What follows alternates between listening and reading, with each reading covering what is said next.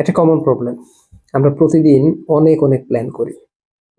এই বিজনেস করব, সেই বিজনেস করব, অনেক অনেক আইডিয়া এ দৌড়ঝাঁপ দেই, মাথার ভিতরে ঘুরপাক খায়।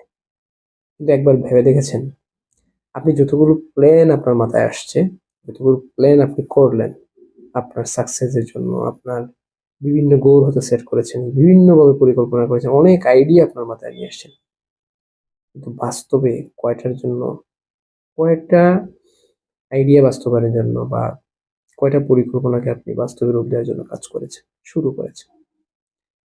আমরা বেশিরভাগই অনেক আইডিয়া নিয়ে চিন্তা ভাবনা করি, লেখালেখি করি, একটাও শুরু করি না।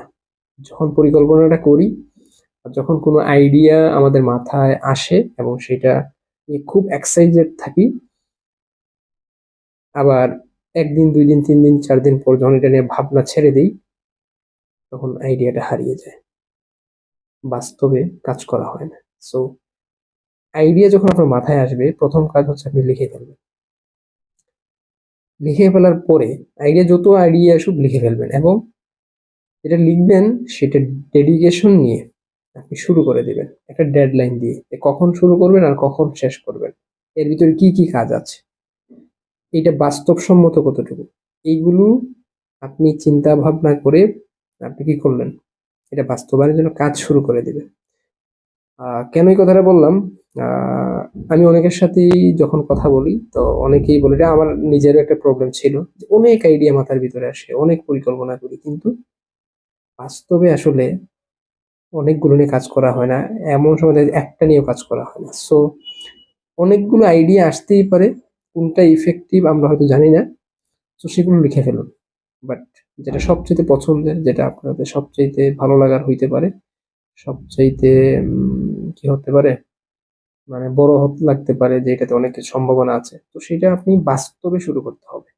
এবং সেটা বাস্তব ভিত্তিক কিনা পরিকল্পনাটা, সেইটা আগে আপনি রিসার্চ করতে হবে। যে আমি যে আইডিয়াটা জেনারেট করলাম, এটা বাস্তবে আসলে ফলাফল কতটুকু দিবে? এটা ফিডব্যাক কি আসবে? এগুলো আপনি যাচাই বাছাই করে শুরু করে ফেলতে হবে। শুরু করার পরে ভাই যদি সাকসেস নাও আসে, এটা থেকে একটা অভিজ্ঞতা আসবে। নেক্সট পরবর্তী কোনো পরিকল্পনাতে, কোনো গোলে, কোনো আইডিয়াতে যখন আপনি এই অভিজ্ঞতাটা কাজে লাগাবেন, আপনার সাকসেস আসবে।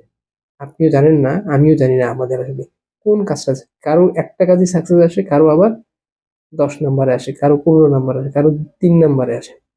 সো আপনি আমি কেউ জানি না আমাদের কত নাম্বারে সাকসেস আসতেছে। সো আমরা আমাদের আইডিয়া গুলো, আমাদের প্ল্যান গুলো লিখবো। আর সবচেয়ে ইম্পর্টেন্ট হচ্ছে বাস্তবে রূপ দেওয়ার জন্য